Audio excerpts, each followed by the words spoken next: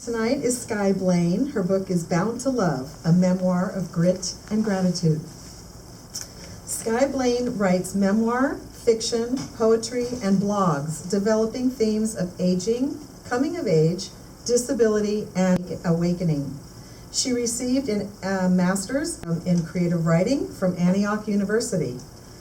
Bound to Love, a memoir of grit and gratitude was published last year and became an award winner with the Pacific Northwest Writers Association and also won an Indie Brag Award. Her novel, Call Her Home, is almost complete. She is published in 7 anthologies and in national magazines, Yes and Catalyst. She is teaching writing as an adjunct faculty at Santa Rosa Junior College. So please let us welcome Skye Blaine.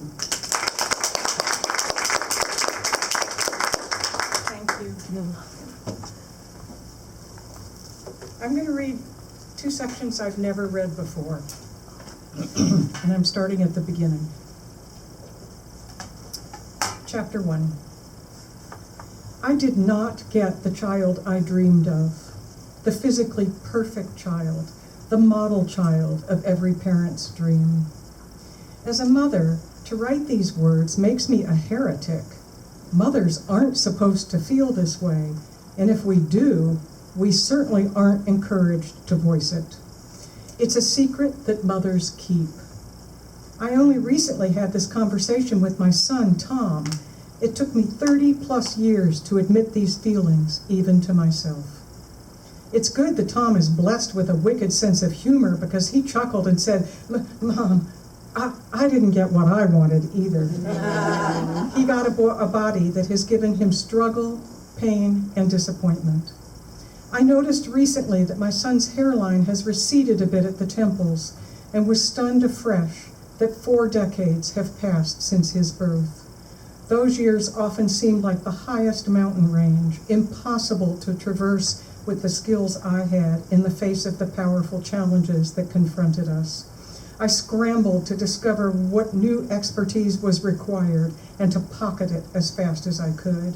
I worried whether my faith in a positive outcome would be robust enough to sustain me, and if it were not, I doubted that we could thrive on the strength of our bond alone.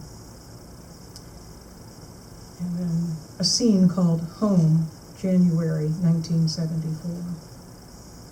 "You can't bear children," the specialist had said 18 months before. What? I gawked at him. Surely he didn't mean this. I had always assumed I would have kids one day. An empty space cracked open, new and raw inside of me. Endometriosis. It clogged the fallopian tubes, caused those painful cysts you complain about. He stuffed his hands in his white jacket and stared down at me, still straddled in the stirrups. 0 chance of kids. Tight smile and raised eyebrows. He seemed pleased with his pronouncement. His glance slid over the faded cutoffs and tie-dye t-shirt I had tossed on a chair in the corner, dismissed them as he had dismissed me. Even the rough way he had handled the exam conveyed his contempt. I didn't know why. Perhaps he saw me as an irresponsible hippie. In his eyes, I did not deserve to procreate. I pulled my feet free from the chill metal, rolled on my side away from his gaze that seared and blamed at the same time, and huddled on the hard vinyl table. I felt humiliated, neutered. I yearned for a compassionate follow-up comment. "Get dressed." He stalked out of the room. For weeks, I wandered through the tasks of my life in a daze. I didn't know how to grasp or work with this new picture of my life. Every woman I knew in my mother's generation had children. I hadn't considered an alternative. It had simply been a given that someday I would marry and have a family.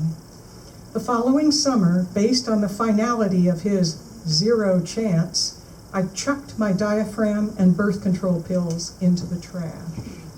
Wow. He was right.